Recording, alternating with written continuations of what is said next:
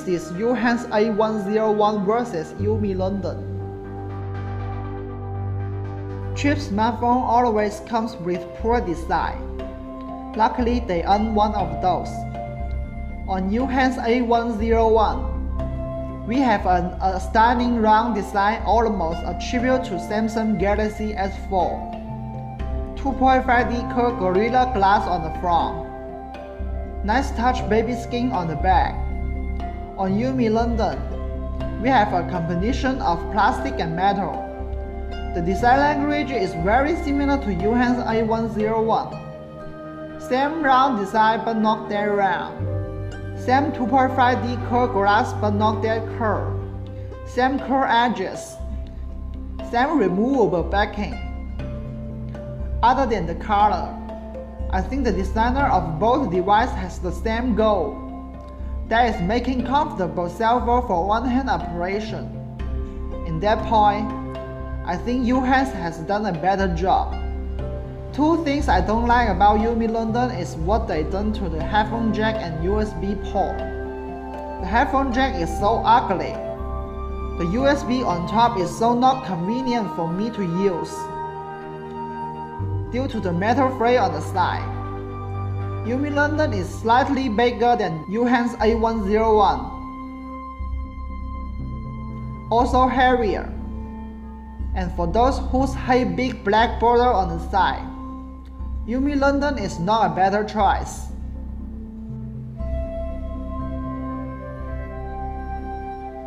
The spec of these two displays is almost identical. They both are Sharp Company's product.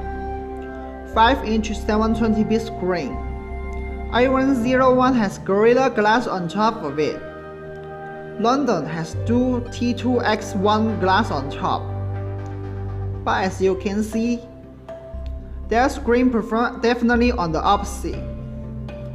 UHANS A101 is brighter, and the color rendition of its screen is way more natural.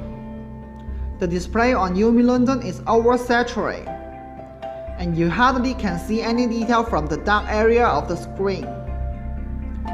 To fully show you how different they are, I bring the Galaxy S7 set and base mode for comparison.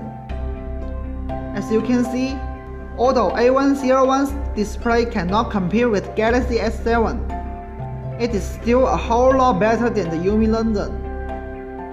Till now, I have seen 3 different UMI devices with terrible screen.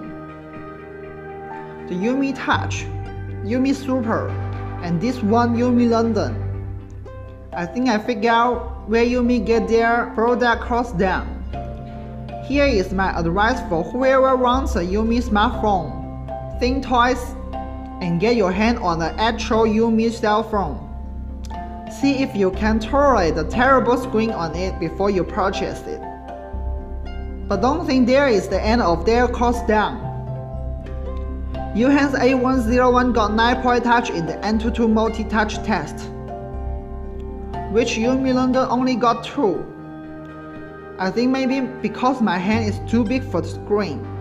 Otherwise, A101 should got 10-point touch in the test. And UMI London 2-point touch wasn't always accurate, and its inaccurate is affecting the daily use. As you can see, at this angle, I cannot slide down the status bar for me to access quick setting. To do that, I must pick it up to operate. The front camera of UHANS A101 is 5 megapixel, UMI London is 2 megapixel.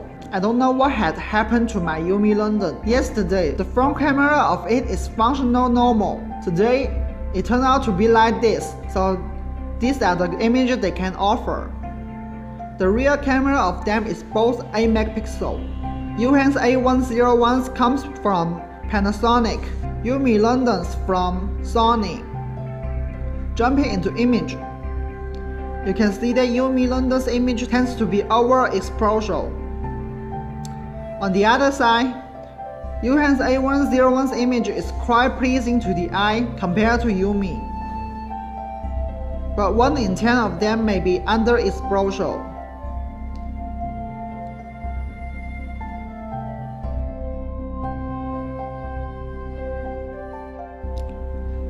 UHANS A101 and UMI London both comes with Android 6.0 Marshmallow. Apart from Nexus device, until other companies shipping brand new device with Android Nougat installed, this is still the best Android platform you can get. UHANS A101 packing MediaTek MT6737 SoC inside, along with 1GB RAM and 8GB ROM. On the other hand, UMI London also packs 1GB RAM and 8GB ROM, but comes with an older MT6580 chipset, which is released in last year.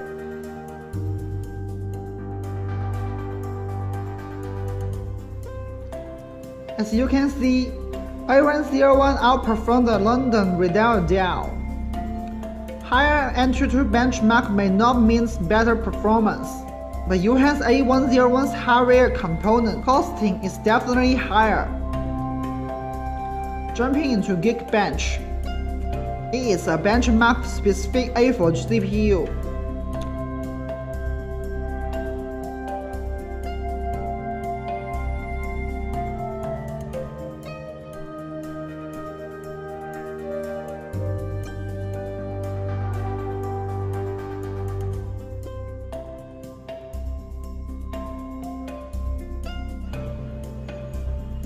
We can see that UHANS A101's single-core score is as good as last year's Motorola G3 Snapdragon 410, and UMI London's single-core score just similar to 2012 Nexus 7.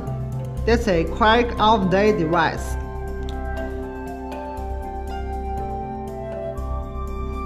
Switch to multi-core. A101 score constantly nearly the same as Galaxy S4. Seems this device not only design quite like Galaxy S4 but also hardware.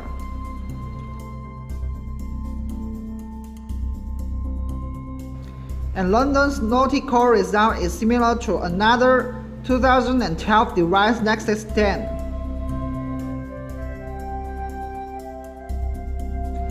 Jumping into GFX bench.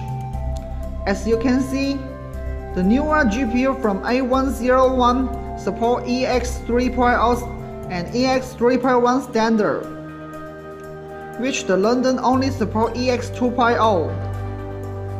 We choose the 720p T-Rex and 1080p T-Rex off-screen EX 2.0 test to calculate. A101's GPU is about 40% progress compared to UMI London. UHANS A101 is a 4G device, which the UMI London only supports 3G network. From the video of UHANS channel, we can see that 4G network is a way lot faster than 3G network. But I don't believe that data can represent daily use. So we do this web browser test. As you can see, A101 is definitely not 10 times as fast as London,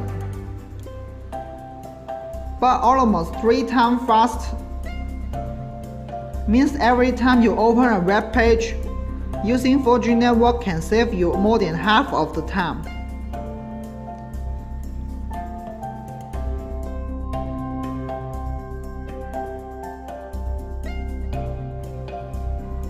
On hardware performance comparison, we can see that A101 is always a step forward to UMI London.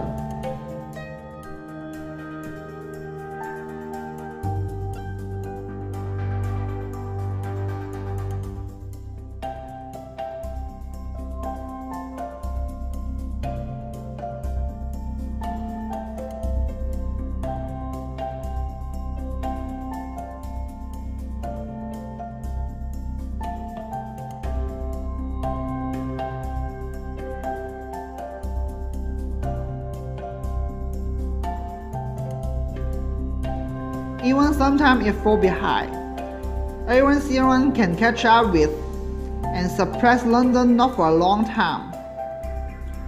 A101 has better performance, but they still not forget packing a bigger battery for convenient use.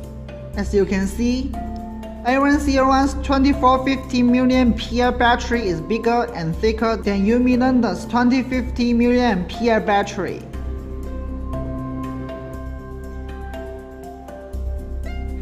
Overall, these two cell phones are just budget smartphones. You cannot expect too much from them. But for me, UHANS A101 is a far more better choice compared to UMI London. Although UMI London is not a totally bad device, but it seems can settle any part of the phone.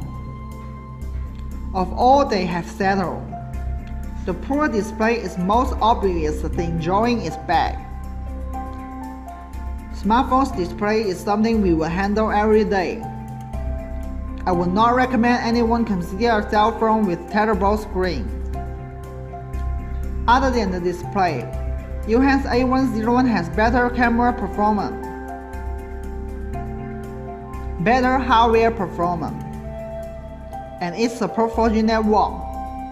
It is definitely not a great phone, but for this price point, no phone can be great.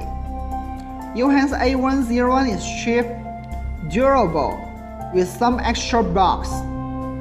You can get the extra battery edition. That's my advice for whoever watching this video.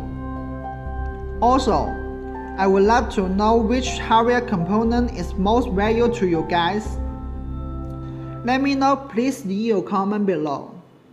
And whole spec list is at the end of the video.